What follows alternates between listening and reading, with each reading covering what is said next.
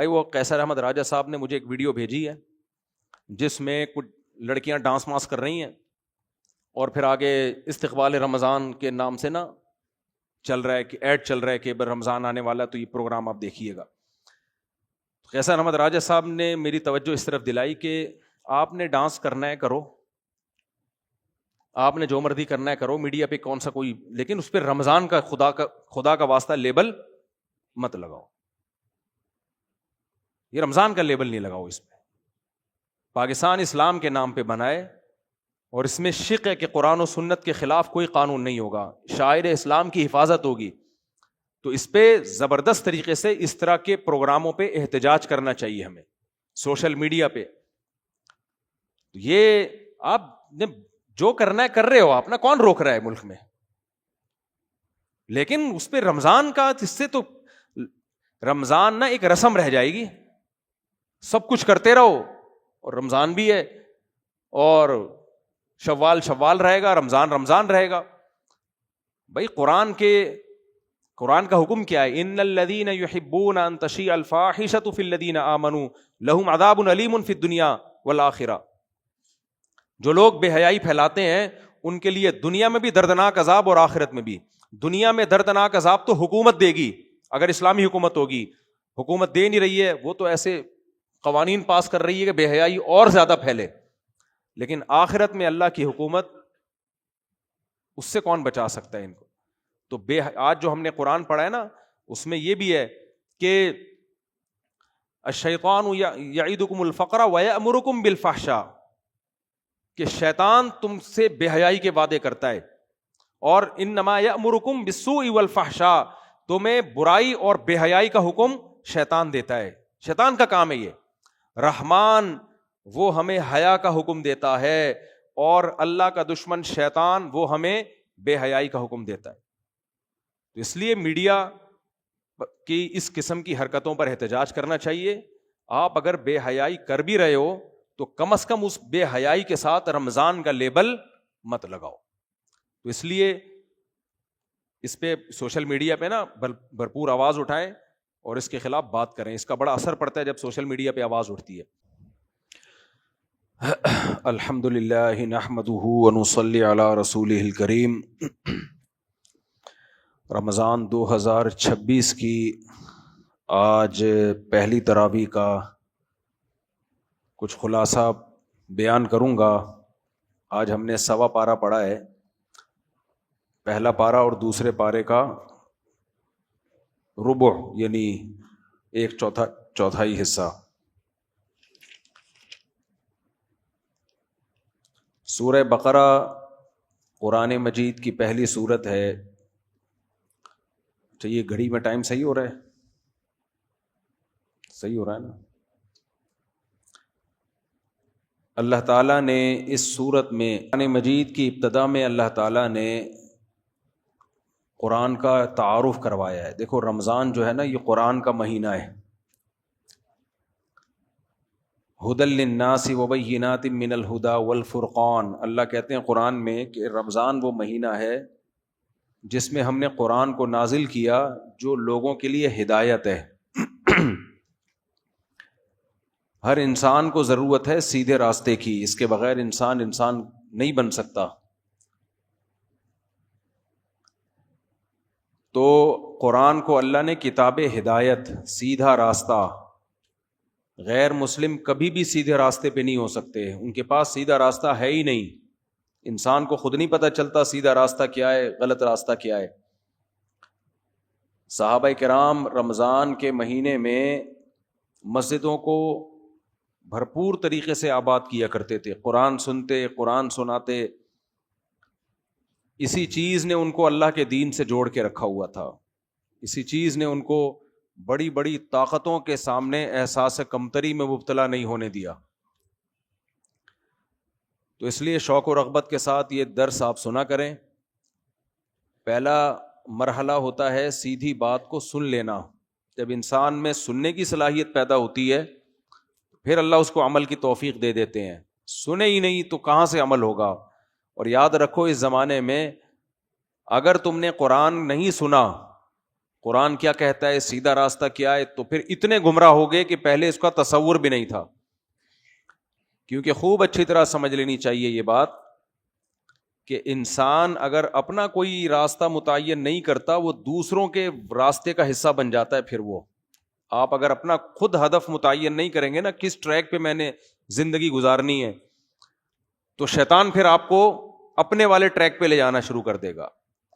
آج انسان کا مقصد 3 چیزوں میں منحصر ہے, عزت, شہرت, پیسہ, بس. اس کے علاوہ کچھ ہے ہی نہیں, سوچتا ہی نہیں ہے. اسی کو کامیابی سمجھا جاتا ہے. قرآن یہ باتیں کرتا ہی نہیں ہے, قرآن کسی اور دنیا میں ہمیں لے کے جاتا ہے. تو عزت, شہرت, دولت, یہ سب کسی حد تک ہماری ضرورتیں ہیں, اس سے زیادہ ان کی کوئی حیثیت نہیں ہے. اس کو اتنا ہی رکھنا چاہیے. تو اللہ تعالیٰ فرماتے ہیں ذالک الکتاب لا ریب فیہ ھدی للمتقین, یہ وہ کتاب ہے جس میں کوئی شک نہیں ہے, یعنی اللہ کی طرف سے نازل کردہ کتاب ہے, اس کے اللہ کی طرف سے نازل کردہ ہونے میں کوئی شک نہیں. ہم کتنے خوش قسمت ہیں, خدا کی قسم, جتنا شکر ادا کیا جائے کم ہے.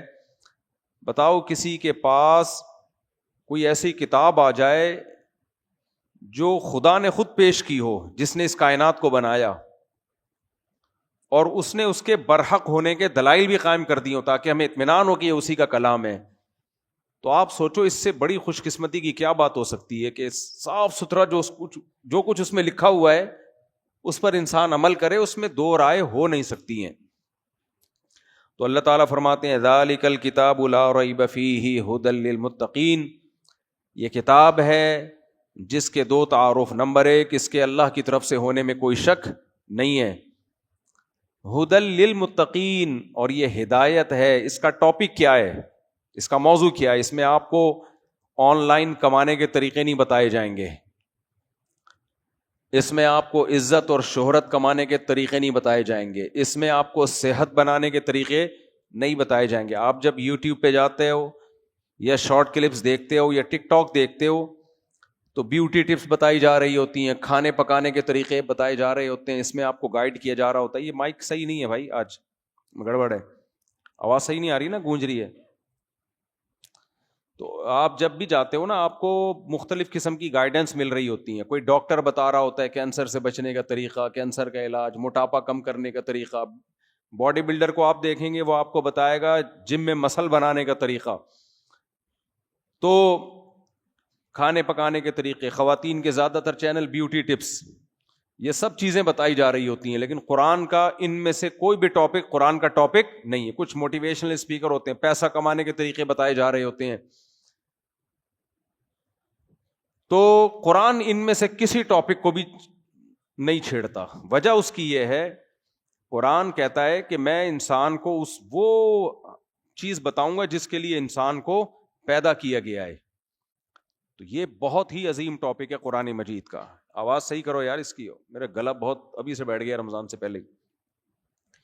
تو اللہ فرماتے ہیں ہدن, یہ گائیڈنس ہے, ہدایت ہے, یہ بتائے گا سیدھا راستہ کیا ہے اور غلط ٹریک کون سا ہے.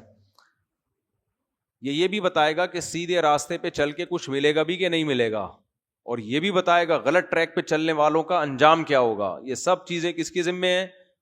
قرآن کے ذمہ. اس سے بڑا کوئی اہم ٹاپک ہو سکتا ہے؟ للمتقین, ان لوگوں کے لیے جو اللہ سے ڈرنا چاہتے ہیں یا سیدھا راستے پہ چلنا چاہتے ہیں. متقین کا مطلب یہاں جو تقویٰ چاہتے ہیں. کیا مطلب؟ اس سے ہدایت ان کو ملے گی جو ہدایت کی نیت سے اس کو سنتے اور پڑھتے ہیں.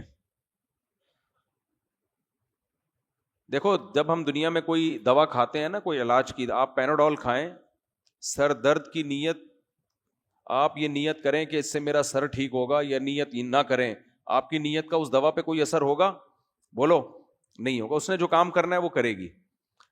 لیکن قرآن کہتا ہے کہ اس سے ہر ایک کو ہدایت نہیں ملے گی. اس سے ہدایت اس کو ملے گی جو اس کو پڑھتے اور سنتے ہیں اس نیت سے کہ ہمیں سیدھا راستہ مل جائے. ضدی اور ہٹ دھرم نہیں ہے وہ. یہ جو ایتھیس اور ملحد لوگ ہیں نا, یہ ضدی اور ہٹ دھرم ہو کے قرآن سنتے اور پڑھتے ہیں. میں نے ایک ایتھیس کے پاس ایک ویڈیو بھیج دی, بہت زیادہ خدا کے وجود کا انکار کرتا ہے. میں نے ایک ویڈیو بھیجی کہ مرغی کیسے اپنے بچوں کے لیے جنگ لڑ رہی ہے نا بڑے جانور سے, چھوٹی سی مرغی ہے. تو میں نے کہا کس نے اس کے دل میں اپنے بچوں کی یہ محبت ڈال دی؟ کیا یہ بھی ایوالو ہونے کا نتیجہ ہے؟ کوئی جواب نہیں آیا. تو یہ ضد اور ہٹ دھرمی ہے. تو اس لیے اللہ نے فرمایا کہ ضد اور ہٹ دھرمی کو کنارے پر رکھ دو, تو اس کتاب سے تمہیں سیدھا راستہ ملے گا. اچھا, ہدایت کسے کہتے ہیں؟ ہدایت سیدھا راستہ نظر بھی آئے گا, اور اگر تم چاہو گے اس سیدھے راستے پہ چلنا تو اس کتاب کو پڑھ کے تمہیں سیدھے راستے پہ چلنے کی توفیق بھی ملے گی. اس میں اتنی موٹیویشن ہے جو تمہیں سیدھے راستے پر چلا دے گی. یہ ایسا ہی ہے جیسے کوئی آپ کو سیدھا راستہ بتا رہا ہو اور بتانے کے ساتھ ساتھ اس راستے پہ چلنے کے لیے گاڑی بھی خود مہیا کر رہا ہو, اور گاڑی میں ڈیزل بھی خود ڈال رہا ہو, اور ڈرائیور بھی اس میں آپ کے ساتھ بٹھا دے. تو یہ ہوتی ہے حقیقت, صحیح معنوں میں گائیڈنس.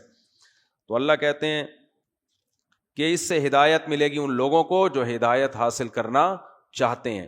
پھر اللہ نے ان کی کچھ علامتیں بیان کی ہیں کہ جن کو ہدایت ملتی ہے ان کے اعمال کیا ہو جاتے ہیں.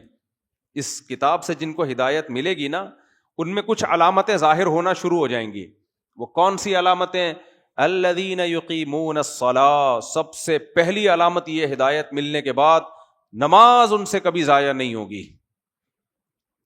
کیونکہ ان کو پتا ہے کہ حی علی الصلاۃ, جب خدا ہمیں بلا رہا ہے آؤ نماز کے لیے, ایسا جو بلائے کوئی انکار کر سکتا ہے؟ بولو, ڈی ایس پی صاحب نے بلایا کہ آ جاؤ تھانے, کوئی انکار کر سکتا ہے؟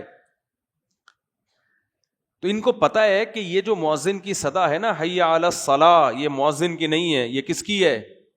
اللہ کی ہے. تو یہ کسی قیمت پہ نماز نہیں چھوڑتے. یہ آج کتنے مسلمان ہیں, مرد ہوں یا عورتیں ہوں, نماز قائم کرتے ہیں. اللہ کی دعوت سب سے ہلکی ہے, سب سے ہلکی ہماری نظر میں. انہی آیتوں میں آگے اللہ نے کیا فرمایا؟ وَاسْتَعِينُوا بِالصَّبْرِ وَالصَّلَاةِ وَإِنَّهَا لَكَبِيرَةٌ إِلَّا عَلَى الْخَاشِعِينَ.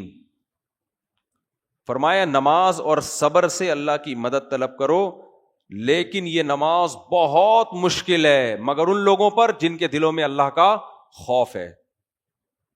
جو اللہ پہ یقین رکھتے ہیں نا ان کے لیے مشکل نہیں ہے.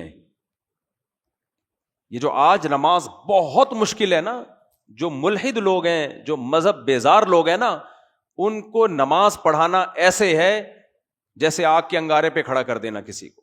ہم دیکھتے تھے بچپن میں, مسجد کے قریب گھر ہے, کبھی مسجد آنے کی توفیق نہیں ملتی. آئے ہیں مسجد میں کسی کام سے تو ایسے بھاگنے کی فکر میں ہے جیسے پتہ نہیں کیا ہو گیا.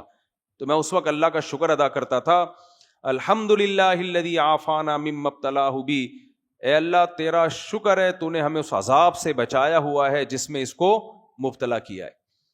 تو آج دیکھ لو, ہر چیز کو ٹائم دینے کا ہمارے پاس ٹائم ہے, لیکن نماز کے لیے نہیں ہے. تو اللہ قرآن میں کیا فرماتے ہیں؟ وَإِنَّهَا لَكَبِيرَةٌ إِلَّا عَلَى الْخَاشِعِينَ.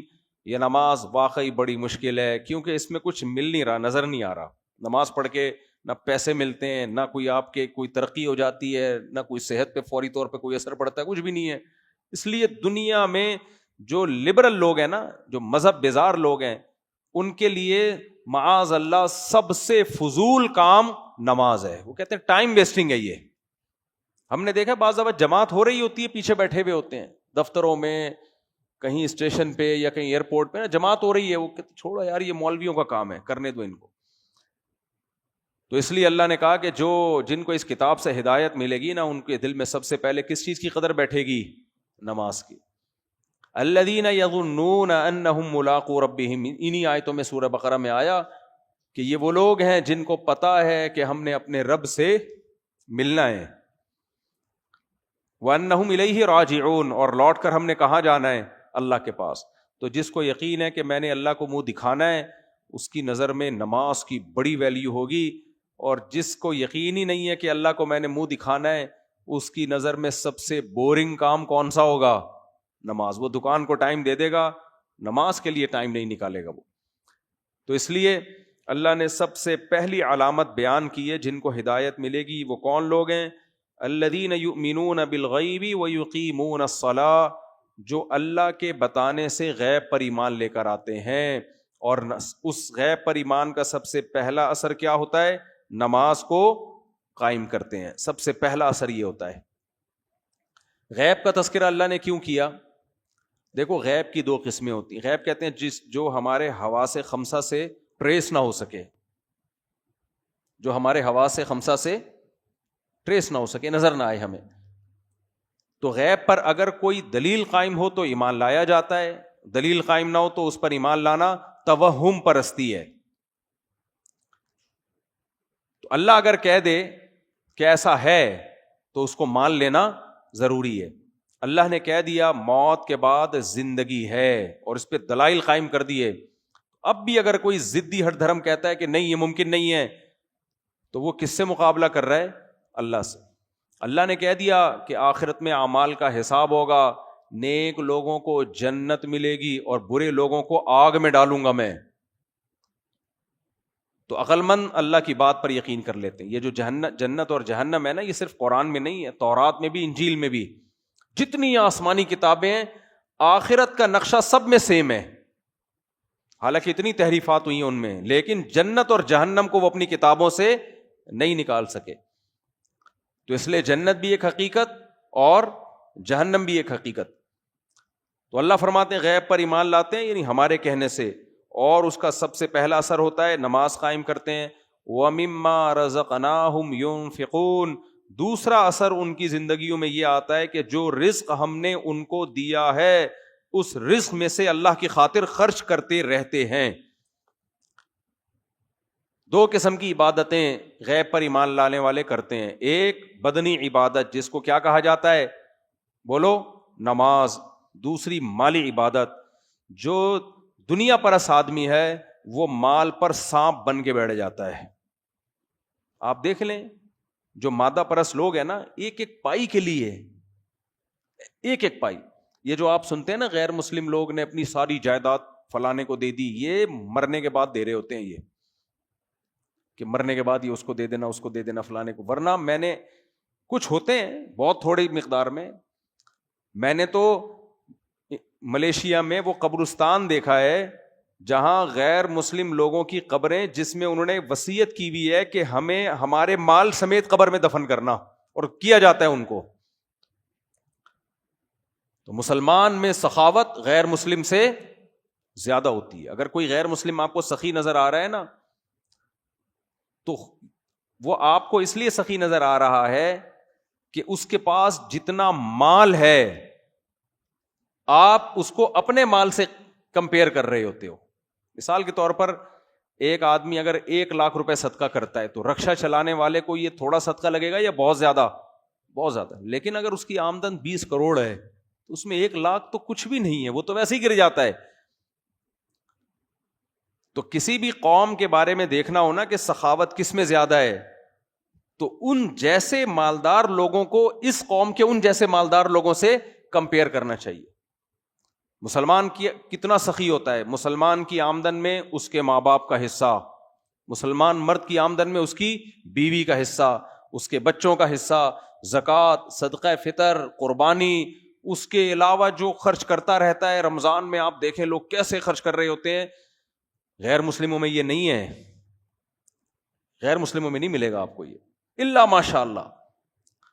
تو اللہ قرآن میں ہمارے جو ٹرسٹی ہاسپٹل چل رہے ہیں نا، ان ملکوں میں جو غیر مسلم کنٹریز ہیں، ان ملکوں میں حکومتیں جو ارب روپے کی مالک ہوتی ہیں، وہ جن ہسپتالوں کو چلا رہی ہوتی ہے نا حکومت کے خرچے پہ، اتنا خرچے پہ ہمارے ہاں عوام ہسپتالوں کو چلا رہی ہوتی ہے، حکومت نہیں چلاتی. یہ جو ہمارے چند ہاسپٹل ہیں، انڈس ہاسپٹل دیکھ لو، شوکت خانم دیکھ لو، اور اس کے علاوہ اور بہت سارے ہسپتال ہیں، اور اس کے علاوہ دینی مدرسے دیکھ لو، دارالعلوم کرنگی دیکھ لو، جامع رشید دیکھ لو، بنوری ٹاؤن دیکھ لو، لاکھوں ہزاروں مدرسے ہیں، یتیم خانے دیکھ لو. یہ سارے کے سارے کیا گورنمنٹ چلا رہی ہے؟ اربوں کھربوں روپے ان کا بجٹ ہے. یہ سارے بجٹ کون خرچ کر رہا ہوتا ہے؟ ارب روپے بجٹ صرف انڈس ہاسپٹل کا ہے. تو اس لیے اللہ نے فرمایا کہ جو ہم پر ایمان لاتے ہیں ان کی سب سے پہلی علامت نماز قائم کرتے ہیں. نمبر 2 وَمِمَّا رَزَقْنَاهُمْ، ہم نے جو روزی ان کو دی ہے، اس لیے کہ ان کو یہ احساس ہوتا ہے یہ ہماری نہیں ہے، یہ کس نے دی ہے ہمیں؟ یہ اللہ نے دی ہے، اس میں سے خرچ کرتے رہتے ہیں۔ کیسے خرچ کرتے ہیں؟ قرآن میں اس کو بھی بیان کیا، سرًا وعلانیةً، دکھا کے بھی خرچ کرتے ہیں اور چھپ کے بھی خرچ کرتے ہیں۔ دائیں ہاتھ سے دیتے ہیں، بائیں کو پتہ ہی نہیں چلتا، اور پبلک کو دکھا کے بھی خرچ کرتے ہیں۔ دکھا کے خرچ اس لیے کرتے ہیں تاکہ لوگوں میں خرچ کرنے کا جذبہ پیدا ہو۔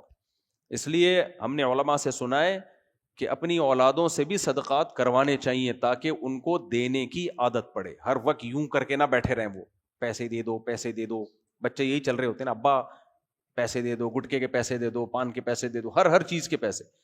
خرچ کرنے والا مسلمان کبھی بھی کنجوس نہیں ہو سکتا، یہ خوب سمجھ لو۔ تو اس لیے اللہ نے یہ 2 علامت، میں اس کو زیادہ فوکس اس لیے کر رہا ہوں کہ قرآن شروع ہی یہیں سے ہو رہا ہے، قرآن شروع ان 2 علامتوں سے ہو رہا ہے۔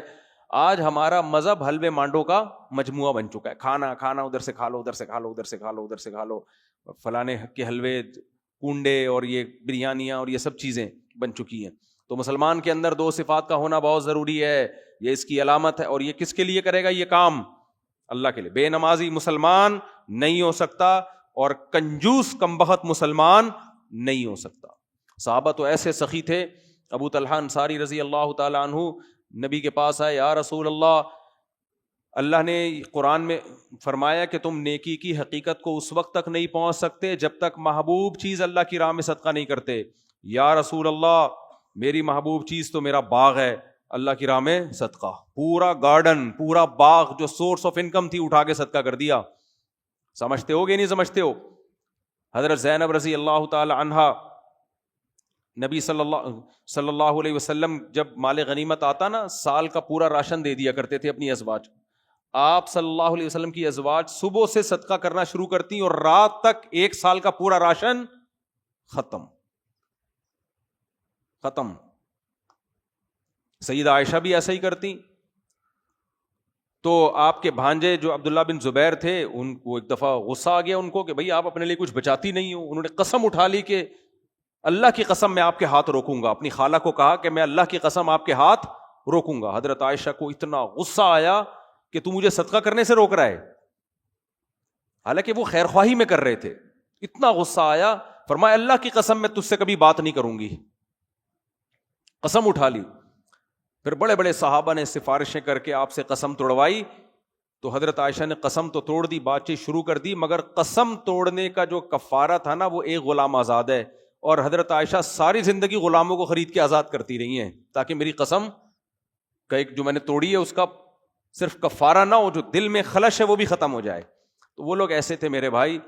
اور آج مسلمان کیا ہوتا جا رہا ہے، سخاوت تو دور کی بات، جو واجب حق ہے نا دوسرے کا وہ بھی نہیں دے رہے ہوتے۔ کسی سے کوئی چیز منگوا کے دیکھ لو، آپ سے کوئی بولے نا یہ فلانی چیز لے کر آؤ، آپ لے کر آؤ، آپ لے کر آ گئے، پھر وہ کہے پیسے دے دو، کل لے لینا، پرسوں لے لینا، ترسوں لے لینا۔ اتنا سڑاتے ہیں نا بندے کو، آدمی کو دماغ خراب ہونا شروع ہو، ڈپریشن میں جانا شروع ہو جاتا ہے۔ یار اس کا حق ہے، پہلے پکڑا کیوں نہیں دیتے اس کو فوراً؟ خود فون کر کے پوچھو، خود بولو بھائی آپ کے کتنے پیسے باقی ہیں، دکانوں میں راشن والے کا حساب دیکھ لو، دودھ والے کا حساب دیکھ لو، مکانوں کے کرائے دیکھ لو۔ یہ تو اس کا واجب حق ہے نا، وہ نہیں دے رہے ہوتے۔ کرایہ دار یاد دلا کے مالک مکان یاد دلا کے تھک جاتا ہے۔ تو آج جو لازم بہنوں کی وراثت نہیں دے رہے، بیوی کا مہر نہیں دے رہے، کام کروانا ہوگا فوراً کروا لیں گے، پھر پیسے دینے میں کیا کرتے ہیں، ترسانا شروع کر دیتے ہیں۔ تو اللہ تو حکم دے رہے ہیں کہ ينفقون، دوسرے کا پیسہ تو دینا ہی ہے، اپنا بھی دوسروں پہ خرچ کرنا ہے۔ تو اس لیے میرے بھائی قرآن جو ابتدا کر رہا ہے نا 2 صفات سے، عورت کے لیے بھی حکم ہے وہ سخاوت کرے، مال جمع۔ آج خواتین سونا جمع کر کے رکھتی ہیں، ہم سے پوچھتی ہیں زکوٰۃ کیسے دوں میں، سونا بیچنا پڑے گا۔ یار خوشی خوشی بیچو سونا بھائی، خوشی خوشی بیچو، جان نکل رہی ہے اس سونے میں، اٹکی ہوئی ہے جان۔ اس لیے دنیا کو جب تک مسافر خانہ نہیں سمجھو گے نا، بات کھوپڑی میں آئے گی نہیں۔ دنیا الذین یظنون انہم ملاقو ربہم، اللہ کہتے ہیں جن کو یقین ہے نا اللہ سے ملنا ہے، وہ دنیا سے دل نہیں لگاتے، دنیا کو مسافر خانہ سمجھتے ہیں۔ تو زکوٰۃ دینی پڑے گی بھائی، اپنی جیب خرچی سے نکالو، پورے سال جمع کرتے رہو.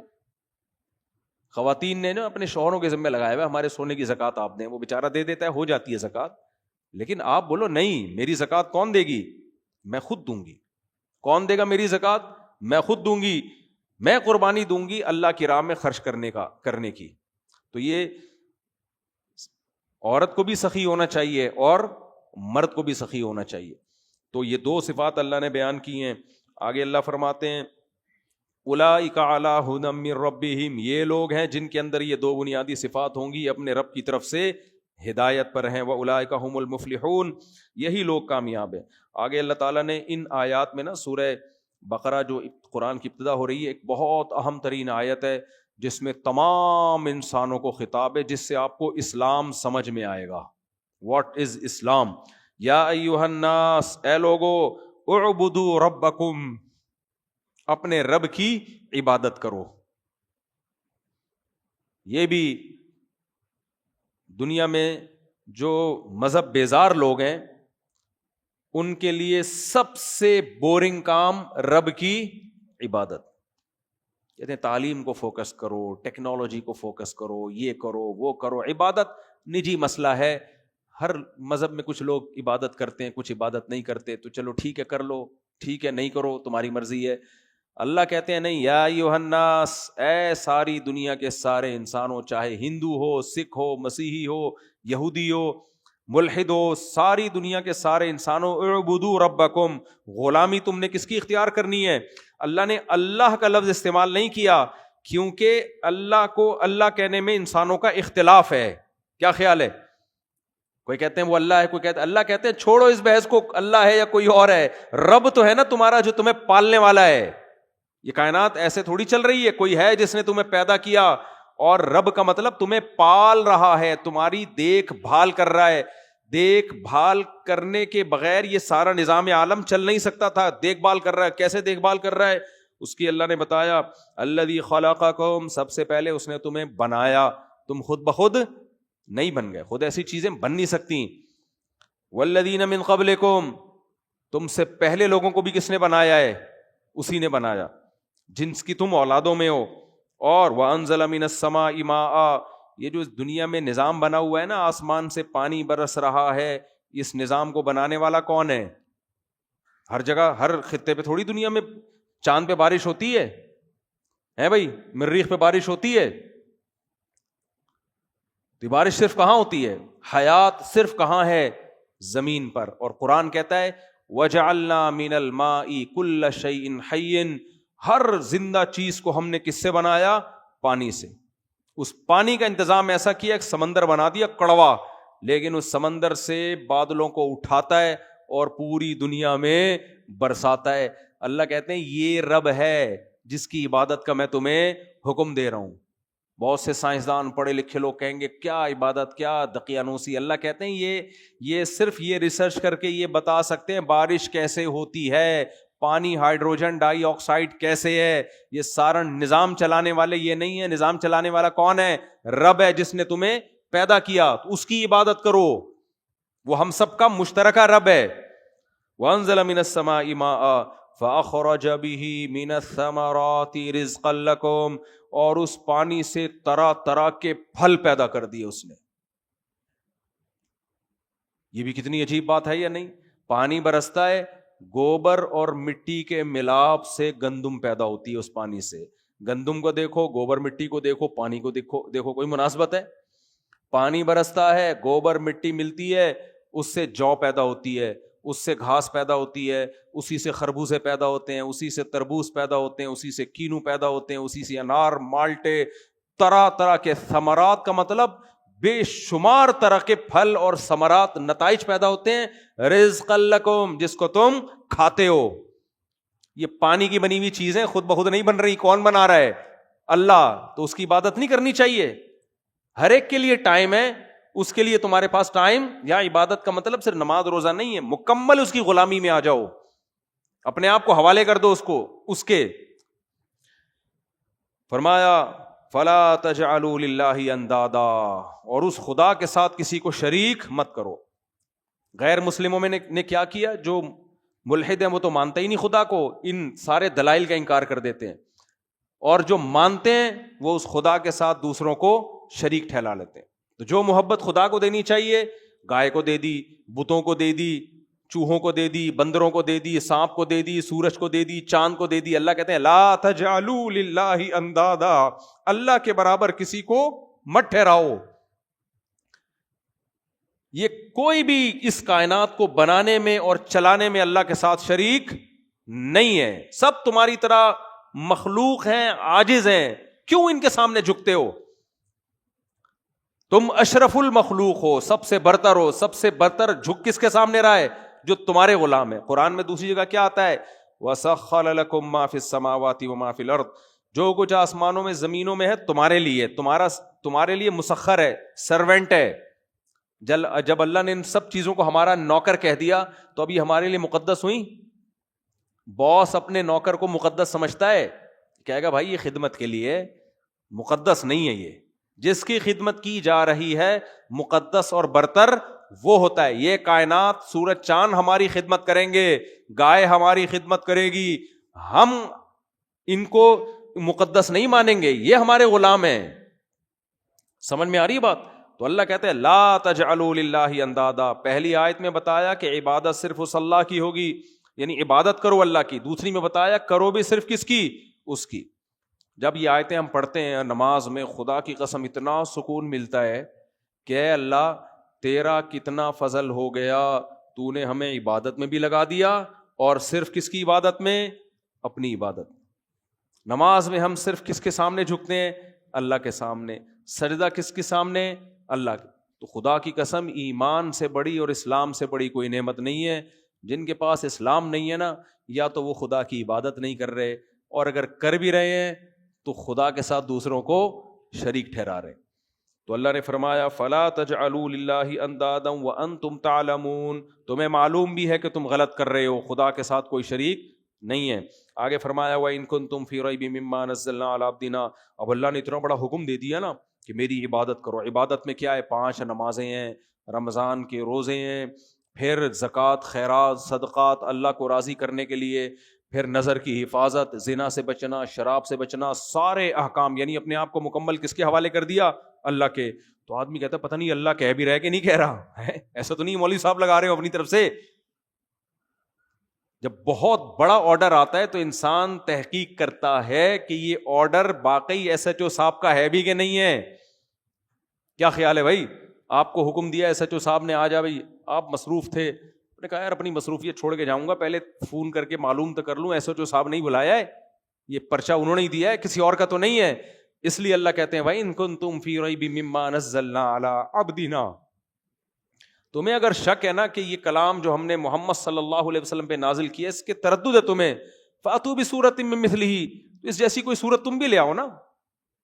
محمد صلی اللہ علیہ وسلم جو لکھنا پڑھنا نہیں جانتے تھے، وہ الحمد سے لے کے والناس تک پورا قرآن لے آئے، تو تم بھی کچھ تھوڑا سا لے آؤ نا۔ آج تک مجھے ایک بات بتاؤ، ایسی کتاب وجود میں آئی ہے جس کا انداز بیان اتنا سلیس، اتنا خوبصورت، جس کے مضامین اتنے پاکیزہ، اور جس میں موٹیویشن اتنی پاورفل ہو کہ 1400 سال پہلے ایک آیت نازل ہوئی کہ جو رمضان کا مہینہ پائے روزے رکھے، 1400 سال بعد بھی اس پہ عمل ہو رہا ہے۔ دنیا کی کسی کتاب میں ایسی موٹیویشن ہے؟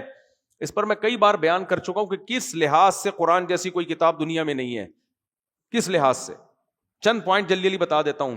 دنیا میں ایسی کوئی کتاب، آپ کسی ملحد سے پوچھیں جو ایتھیسٹ ہو نا، دہریہ ہو، جو قرآن کو نہیں مانتا، اور بہت بڑا پروفیسر ہو، پڑھا لکھا ہو، کہ یار تو ایک بات بتا، دنیا میں سب سے زیادہ کون سی بک ہے جو پڑھی جاتی ہے؟ ریسرچ کر کے بتا۔ وہ کہے گا بغیر ریسرچ کے بتا دیتا ہوں، سب سے زیادہ کون سی پڑھی جاتی ہے؟ بولتے کیوں نہیں ہو؟ جلدی جلدی بولو نا۔ قرآن۔ کہے گا بغیر ریسرچ کے بتا دیتا ہوں، کیونکہ اس پہ ریسرچ کی ضرورت ہی نہیں ہے۔ سب سے زیادہ وہ نہیں مانے گا قرآن کو، لیں گے کہ پڑھی سب سے زیادہ کون سی جا رہی ہے؟ قرآن۔ آپ اس سے کہیں یار دنیا میں کون سی ایسی کتاب ہے جو بغیر سمجھے بھی پڑھی جاتی ہے؟ وہ فوراً کہہ دے گا آنکھ بند کرتے ہی، ہوگا ملحد، قرآن کا دشمن ہوگا، لیکن کہے گا بھائی کون سی کتاب ہے؟ قرآن۔ آپ اس سے پوچھے اچھا یہ بتا سمجھ کے کون سی کتاب دنیا میں سب سے زیادہ پڑھی جاتی ہے؟ فوراً جواب میں کیا کہے گا؟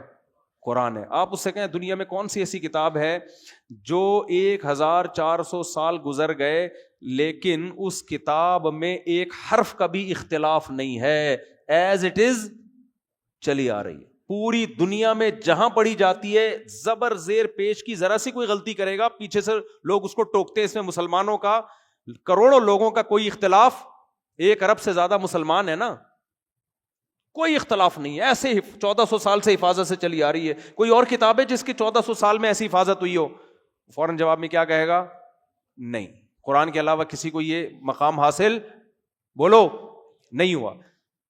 آپ اس سے کہ دنیا میں, پھر آپ اس سے اچھا دنیا میں کوئی ایسی کتاب ہے جس کو کھڑے ہو کے پڑھا جاتا ہو, اتنے احترام ہو اس کا کنٹینیوسلی,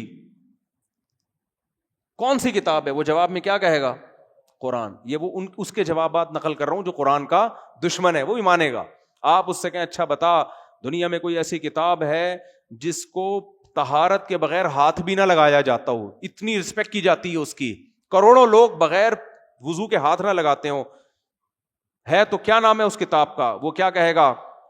بولو نا, صرف قرآن کہے گا. آپ اس سے کہیں اچھا یہ بتا دنیا میں کوئی ایسی کتاب ہے جس میں ایک دفعہ ایک آرڈر آیا, اور آرڈر بھی آسان نہیں, بہت مشکل, اور کروڑوں اربوں لوگ اس پر عمل کر رہے ہوں ایک آرڈر کے بعد, جبکہ اس کتاب پر مصنف کا نام ہی نہ ہو, کسی مصنف کا. اس میں ایک دفعہ آرڈر آیا جو رمضان کا مہینہ پائے روزے رکھے. یہ آسان حکم ہے؟ مشکل ہے. 2 دن روزے ڈاکٹروں کے کہنے پہ نہیں رکھتے لوگ. 1400 سال پہلے حکم آیا تھا, 1400 سال سے اربوں کھربوں لوگوں نے روزے رکھ لیے ہیں, اور اب بھی رکھ رہے ہیں پوری دنیا میں. ان ملکوں میں بھی رکھ رہے ہیں جہاں 22 گھنٹے کے روزے ہوتے ہیں, ان ملکوں میں بھی رکھ رہے ہیں جہاں سردی ہو, ان ملکوں میں بھی جہاں شدید گرمی ہو. آپ کہیں دنیا کی کوئی ایسی کتاب جس نے, کوئی ایسا قانون جس نے کہا شراب انلیگل ہے اور کروڑوں لوگوں نے چھوڑ دی ہو, انلیگل کہ کوئی ہے کتاب؟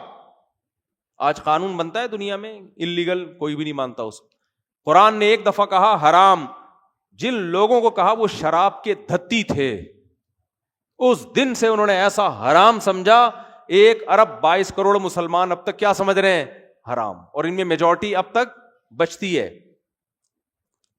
کوئی ایسی کتاب ہے جو 1400 سال پہلے لکھی گئی ہو جس کے مضامین اتنے پیارے, اتنے پاکیزہ, ایک خدا کی عبادت جس میں نماز روزے کی ترغیب ہو, غریبوں پہ خرچ کرنے کی ترغیب ہو, یتیموں پہ خرچ کرنے کی ترغیب ہو. یہ کہا جا رہا ہو جس نے یتیم کا مال کھایا ایسے جیسے آگ کے انگارے ڈالے اس نے, جس میں یہ سمجھایا جا رہا ہو کہ رشتہ داری کو جوڑو, جس میں یہ سمجھایا جا رہا ہو کہ شراب حرام ہے, جوا حرام ہے, سود حرام ہے, زنا کے قریب مت جاؤ, اور ایک دوسرے کو قتل مت کرو. یہ ساری پاکیزہ تعلیمات جس میں کہا جا رہا ہو معاہدوں کی پابندی کرو, اس چیز کے پیچھے مت پڑو جس کی نالج تمہارے پاس نہیں ہے, کیونکہ ان السمع والبصر والفؤاد کل اولئک کان عنہ مسئولا. آنکھ ناک ہر عضو کے بارے میں تم سے قیامت کے دن سوال ہوگا. ایسی پاکیزہ تعلیمات دنیا میں کسی مذہب کے پاس, کسی کتاب کے پاس نہیں. تو اس لیے قرآن کہہ رہا ہے ایسی کتاب لاؤ نا. پھر اس کا تو مطلب یا پھر یہ ہوا دوسری تو کوئی کتاب تمہارے پاس ہے نہیں, اس کو تم اللہ کی نہیں مانتے. اس کا مطلب یہ ہوا کہ اللہ نے اپنے بندوں کو پیدا کر کے لاوارث چھوڑ دیا ہے, کوئی گائیڈنس نازل کی نہیں ہے. اس لیے اللہ فرماتے ہیں تم بھی لاؤ اس جیسی کتاب. کتاب کیا ایک صورت نہیں لا سکتے. آگے اللہ فرماتے ہیں فَإِن لَمْ تَفْعَلُوا, اے لوگو, اے انسانوں, اگر تم یہ نہیں کر سکتے نا. خطاب صرف ہم سے نہیں ہے, چائنا والوں سے بھی, جاپان والوں سے بھی, امریکہ والوں سے بھی, انڈونیشیا, ملیشیا, کینیڈا, افریقہ, سب سے اللہ کا خطاب ہے, کیونکہ اللہ صرف ہمارا رب نہیں ہے, ساری دنیا کے سارے انسانوں کا رب ہے. اللہ کہہ رہے اگر تم ایسی کتاب نہیں لا سکتے تو اور اس بحث میں ٹائم ضائع کر رہے ہو کہ یہ مسلمانوں کی کتاب ہے, خدا کی نہیں ہے. فاتقوا النار التي وقودها الناس والحجارہ, تو یہ ہلکا جرم نہیں ہے میری کتاب کا انکار کر دینا. اس آگ سے ڈرو جس کا ایندھن انسان اور پتھر ہیں. میں نے ایسی آگ بنائی ہوئی ہے خدا کے نافرمانوں کے لیے جو انسانوں کے جلنے سے بھڑکے گی اور پتھروں کے جلنے سے بھڑکے گی وہ آگ. اس آگ سے ڈرو. پھر کیوں اللہ دھمکی دے رہا ہے؟ اس لیے کہ خدا کی باتوں کا انکار, یعنی اللہ کو آپ ہلکے میں لے رہے ہو.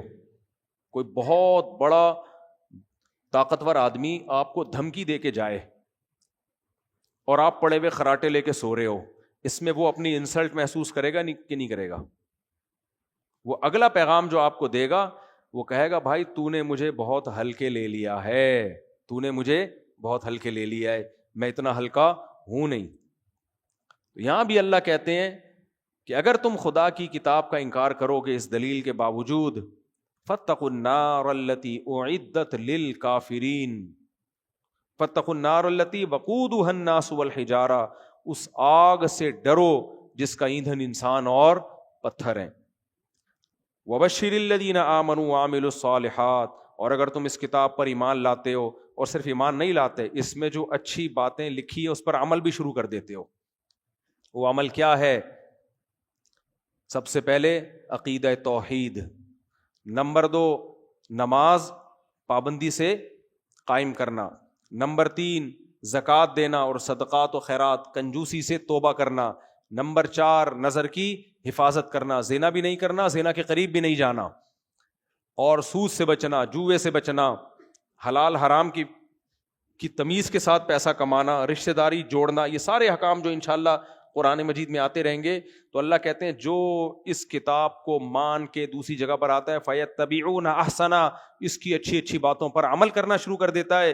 وَبَشِّرِ الَّذِينَ آمَنُوا, تو اے نبی آپ ان کو خوشخبری سنا دیں جو لوگ نیک اعمال کرتے ہیں, أَنَّ لَهُمْ جَنَّاتٍ تَجْرِي مِن تَحْتِهَا الْأَنْهَارُ, کہ ان کے لیے اللہ نے ایسے باغات تیار کر کے رکھے ہیں, تجری من تحتها الانہار, جن کے نیچے نہریں بہتی ہیں. جنت کسے کہتے ہیں؟ جن کا لفظ آپ نے سنا ہے کہ نہیں سنا؟ جن کسے کہتے ہیں؟ جن کو بولتے ہیں بھوت کو بولتے ہیں. کیوں بولتے ہیں عربی میں؟ عربی میں جیم نون, نون کا مادہ جہاں آتا ہے نا, جیم ڈبل نون, اس کا معنی ہوتا ہے چھپی ہوئی.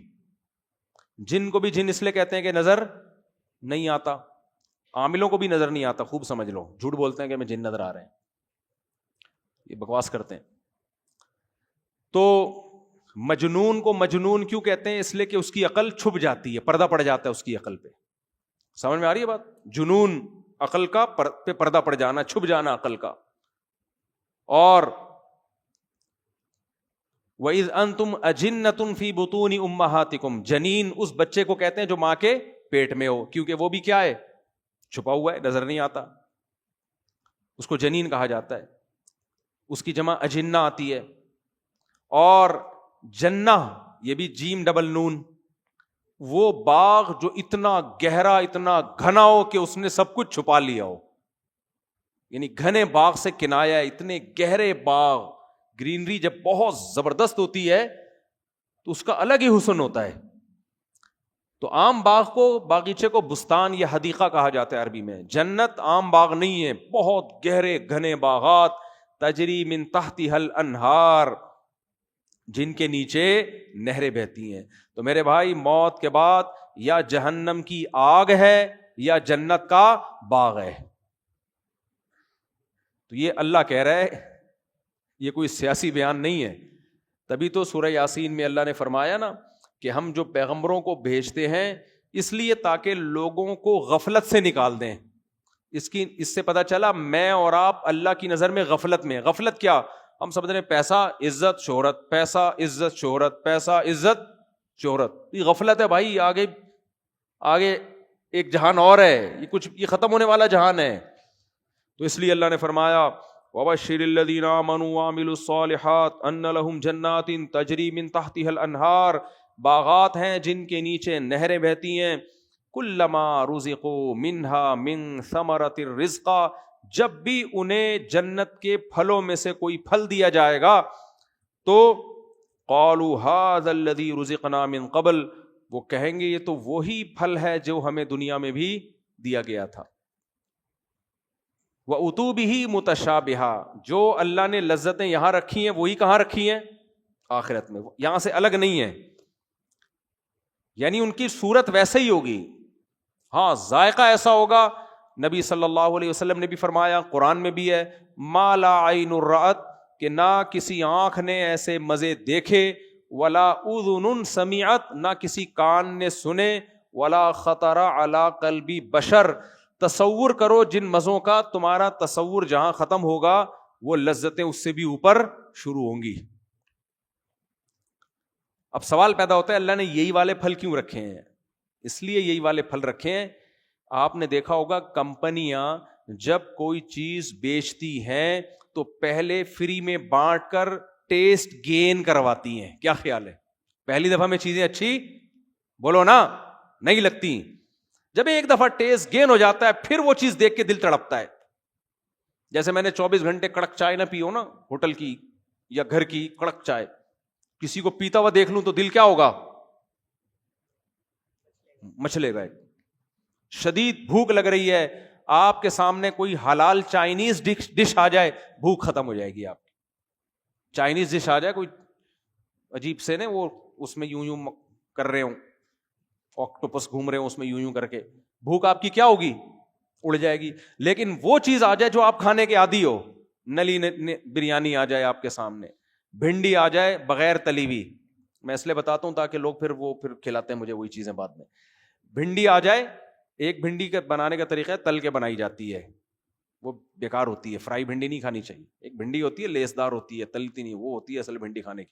خیر, تو یہ وہ چیز آ جائے جس کے آپ عادی ہو, ایک دم دل مچلتا ہے کہ نہیں مچلتا؟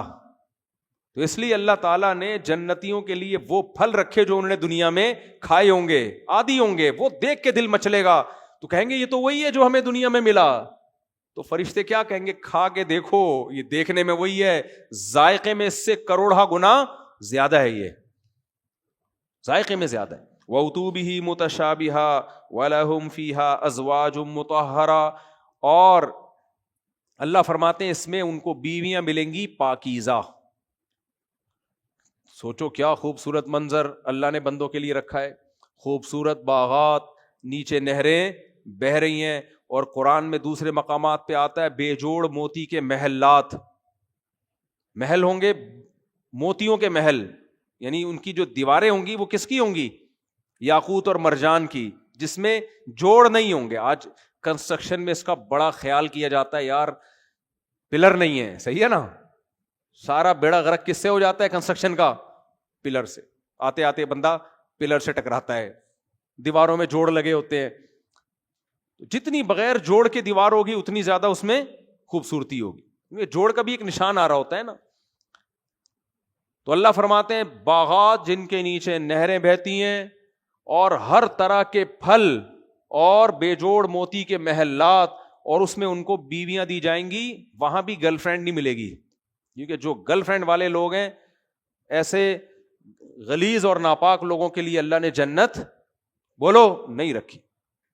جو گندا آدمی ہے نا, دیکھو گدھا گدھی کو بیوی نہیں بناتا, ریلیشن قائم کرتا ہے. تو عورت سے وداؤٹ میرج ریلیشن قائم کرنا یہ انسانوں کا کام نہیں ہے, یہ گدھے گھوڑوں کتوں بلوں کا کام ہے. جب میں یہ لفظ بولتا ہوں نا گرل فرینڈ والوں کو بڑا غصہ آتا ہے, میں کتے بلے کہہ رہی ہے, لیکن کام کتوں والا پھر بھی نہیں چھوڑیں گے. یہ کتوں بلوں گدھے گھوڑوں کا کام ہے. پیغمبروں کا کام جو انسانیت کی معراج پر ہوتے ہیں نکاح کرنا ہے. سمجھ میں آ رہی ہے بات؟ وہ بیوی بنا کے جوڑوں کی شکل میں رہتے ہیں انسانوں کی طرح, گھر والی کو لے کر آتے ہیں جس سے اولاد ملتی ہے ان کو. تو اس لیے اللہ نے جنت میں بھی گرل فرینڈ نہیں رکھی ہے, ازواج مطہرہ, بیویاں ہوں گی وہاں بھی. بیوی اور گرل فرینڈ میں کیا فرق ہوتا ہے؟ دو بنیادی فرق ہوتے ہیں. نمبر ایک, وہ کسی اور سے آپ کی موجودگی میں تعلق قائم نہیں کر سکتی. وہ کس کی ہے؟ صرف بولو نا آپ کی. یہ ایک علمی نقطے کی بات ہے, اس کو نوٹ کر لو. بیوی اور گرل فرینڈ میں کیا فرق ہے؟ گرل فرینڈ کا دوسرا بھی بوائے فرینڈ ہو سکتا ہے. ہاں غیر اخلاقی سمجھا جاتا ہے اس کو سوسائٹی میں کہ صرف ایک ہی بوائے فرینڈ ہونا چاہیے, لیکن اگر دوسرا جمشید بھی آ گیا اس کی زندگی میں تو زیادہ زیادہ آپ چھوڑ دو گے یا نہیں چھوڑو گے, چلو بھائی دو بوائے فرینڈ ہیں, یہی ہو جائے گا نا. بیوی کا شوہر صرف ایک ہوتا ہے.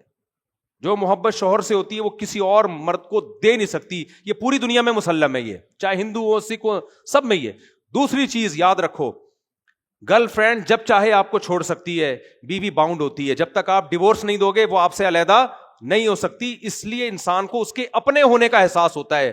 ہماری عدالتوں نے حرام خوری کر کے اور ہمارے کچھ مذہبی اسکالر نے حرام خوری کر کے عدالتوں کو خلا کا رائٹ دے کے بیوی اور گرل فرینڈ میں یہ فرق ختم کر دیا ہے.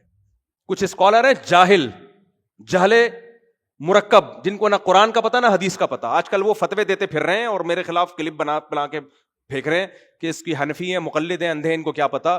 عدالت کو بھی رائٹ ہے کہ وہ خلا عورت کا حق ہے، وہ یک طرفہ لے سکتی ہے. حالانکہ خلا قرآن سے حدیث سے پتہ چلتا ہے میاں بیوی کا ایگریمنٹ ہے، جب تک مرد نہیں چھوڑے گا بیوی نہیں چھوٹتی، وہ نکاح ختم نہیں ہوتا، سوائے اس چند کنڈیشن کے جس میں مرد کا ظالم ہونا ثابت ہو جائے، متعنت ہونا ثابت ہو جائے، جس کو تنسیخ نکاح کہتے ہیں.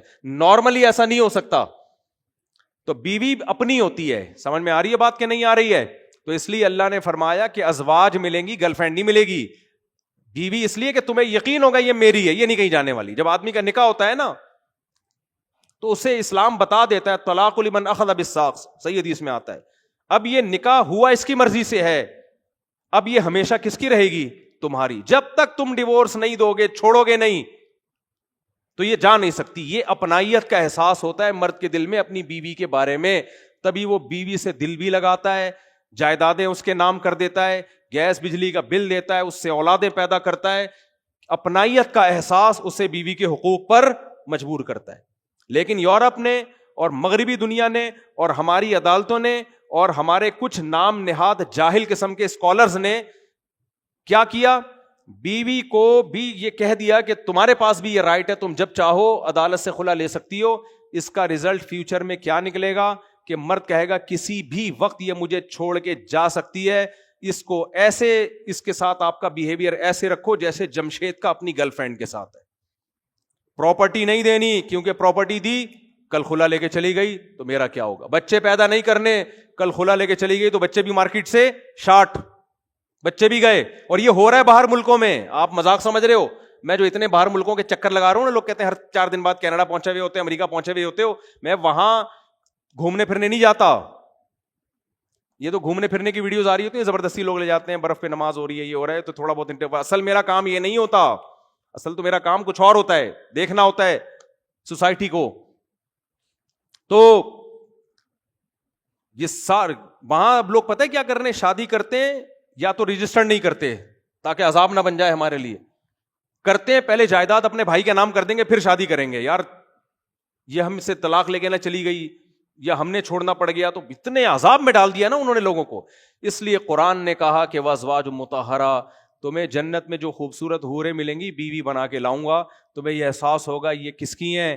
میری. جب تک میں نہیں چھوڑوں گا یہ کہیں جانے والی نہیں ہے. اسی پہ انسان محبت کرتا ہے، اسی پہ اس کے ساتھ وفا کرتا ہے انسان. سمجھتے ہو گے نہیں سمجھتے؟ تو یہ جنت ہے جو اللہ نے نیک لوگوں کے لیے تیار کر کے رکھی ہے. آگے بھی بہت دلچسپ آیتیں ہیں، وقت بہت ہو گیا تو یہ تو پورا مہینہ چلتا رہے گا انشاءاللہ. میں خلاصہ نہیں بیان کرتا، میں سلیکٹڈ آیتیں بیان کرتا ہوں. تو آج 2 چیزیں بہت اہم ہیں جو اللہ نے علامات بیان کی ہیں. پہلی علامت نماز قائم کرتے ہیں، دوسری مسلمان کنجوس بولو نہیں ہوتا ہے، اللہ نے جو رزق دیا اس میں سے خرچ کرتا رہتا ہے. اور تیسری جو ہم نے اہم ترین آیت کہ یہ کلام اللہ کا کلام ہے، اس کا انکار ہلکا جرم نہیں ہے. اور جو نیک اعمال اختیار کریں گے اللہ کہتے ہیں بشر الذین آمنوا، بشارت کہتے ہیں اس خوشخبری کو جو آپ کے رونگٹے کھڑے کر دے. کوئی غریب آدمی جس کے پاس نہ کھانے کو نہ پینے کو اور بے روزگار پھر رہا ہے، اسے کوئی آ کے کان میں کہہ دے کہ تیری جاب لگ گئی ہے، 1 کروڑ روپے تنخواہ ہوگی، گاڑی ہوگی، بنگلہ ہوگا، یہ ہوگا وہ ہوگا، وہ یا تو اس کو خواب سمجھے گا یا خوشی سے اس کے رونگٹے کھڑے ہو جائیں گے. تو اللہ کہتے ہیں ایسی خوشخبری سنا دیں، ہلکی خوشخبری نہیں ہے. اور یہ کس کی طرف سے ہے؟ اللہ کی طرف سے ہے. تو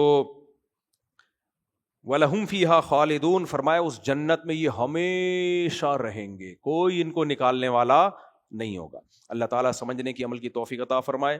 کل بھی انشاءاللہ اس سورہ بقرہ ہی کی کچھ آیتیں لے کے چلوں گا میں. سبحانک اللہم بحمدک، نشہد ان لا الہ الا انت، نستغفرک ونتوب الیک.